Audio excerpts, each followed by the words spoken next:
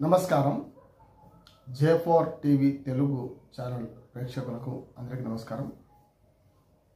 ఇవాళ 4-5 పరిణామాలు తెలంగాణలో అట్లాగే ఆంధ్రప్రదేశ్లో కూడా భౌగోళికంగా మార్పులు వచ్చే జిల్లాల ఏర్పాటు ఆంధ్రప్రదేశ్లో, అట్లాగే జిహెచ్ఎంసీ విలీనము, జిహెచ్ఎంసీలో 20 మున్సిపాలిటీలు విలీనము, ఇట్లా 7 కార్పొరేషన్ విలీనం, ఇవన్నీ కూడా ముఖ్యమైన వార్తలు ఉన్నాయి. పంచాయతీ ఎన్నికల నగారా కూడా ఇవాళ తెలంగాణలో మోగింది. రేపటి నుంచి నామినేషన్లు స్వీకరిస్తున్నారు. ఇవన్నిటి గురించి వేరువేరుగా మనం మాట్లాడుకున్నాం.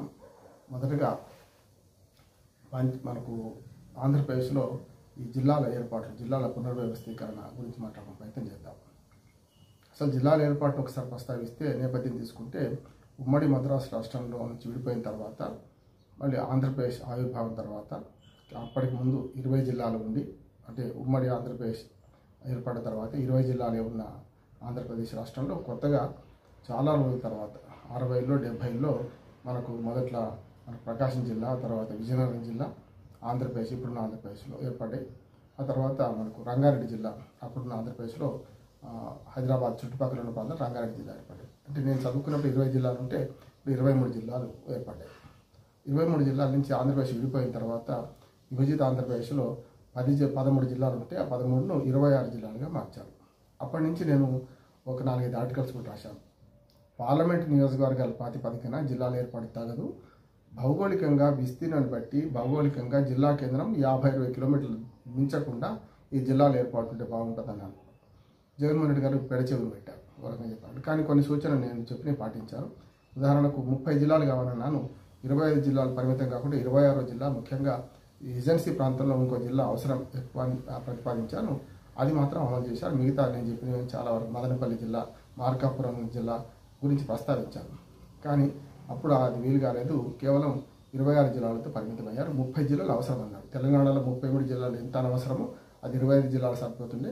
ఇక్కడ 30కి అవసరమైతే కేవలం 26 జిల్లాలతో సరిపెట్టారు. అది పాత సంగతి అయిపోయింది.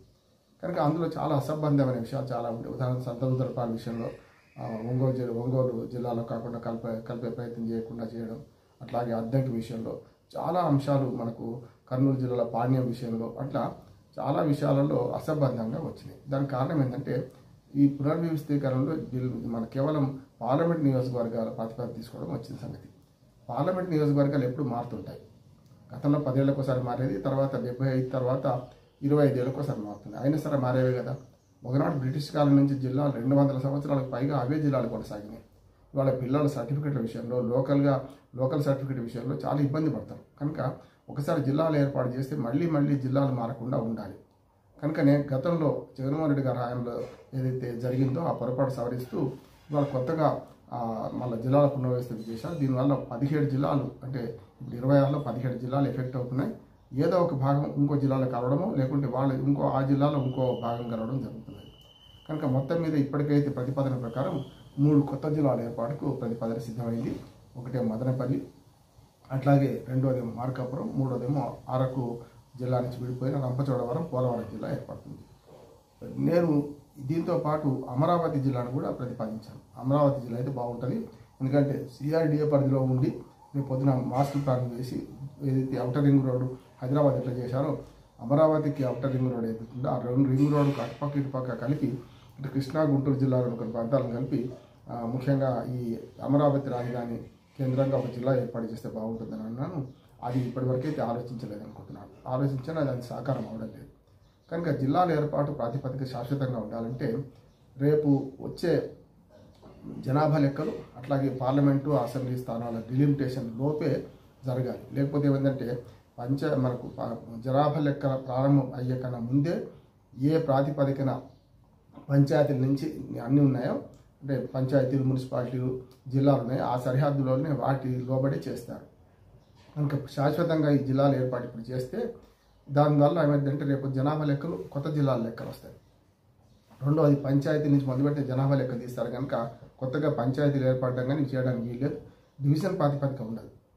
అంటే అయితే పంచాయతీ, ఇప్పుడు మున్సిపాలిటీ, తర్వాత జిల్లా ప్రాతిపదికనే ఉంటుంది. కనుక ఒక జిల్లా ఇంకో జిల్లాలో కలవకుండా, ఒక జిల్లా అసెంబ్లీ పార్లమెంట్ సీటు ఇంకో జిల్లాలో పార్లమెంట్ సీట్లు ఎట్లా కలిస్తే నియోజకవర్గాలు 7 నియోజకవర్గాలు ఉంటాయి. కనుక అసెంబ్లీ సీట్లు మాత్రం మన ఒక జిల్లాలో ఉన్న దానికి పరిమితం చేసుకుంటే బాగుంటుంది. దానికి అనుగుణంగానే ఈ జిల్లాల ఏర్పాటు జరగాలని నా ఉద్దేశం. కొత్తగా మరి 2028 తర్వాత 175 అసెంబ్లీ స్థానాలు కాస్త 225 అవుతాయి అంటున్నారు.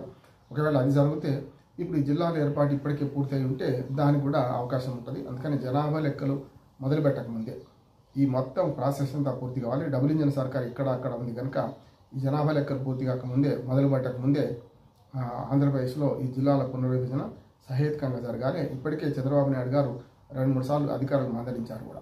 రాజకీయ నాయకులు చెప్తే మీరు దగ్గరగా ఉన్నదాన్ని దూరంగా ఉన్న జిల్లాకు దూరంగా ఉన్నదాన్ని దగ్గర జిల్లాలకు ఎందుకు మారుస్తున్నారు, మీరు భౌగోళికంగా అవగాహన లేదా అని కూడా కోప్పడ్డారు. నేను కూడా ఏమంటున్నానంటే ఆదరాబాదర కాకుండా ఇప్పుడైతే శాశ్వతంగా, గతంలో జగన్మోహన్ రెడ్డి గారి హయాంలో 26 జిల్లాల ఏర్పాటులో చిన్న చిన్న పొరపాట్లు ఏం జరిగినాయో ఆ పొరపాటును సవరించుకుంటూ మళ్ళీ శాశ్వతమైన పరిష్కారం చూపెడుతూ ప్రజల అభిప్రాయాలు తీసుకోవాలి. రాజకీయ నాయకుల అభిప్రాయం కాదు, ప్రజల సౌకర్యంగా ఉండాలి.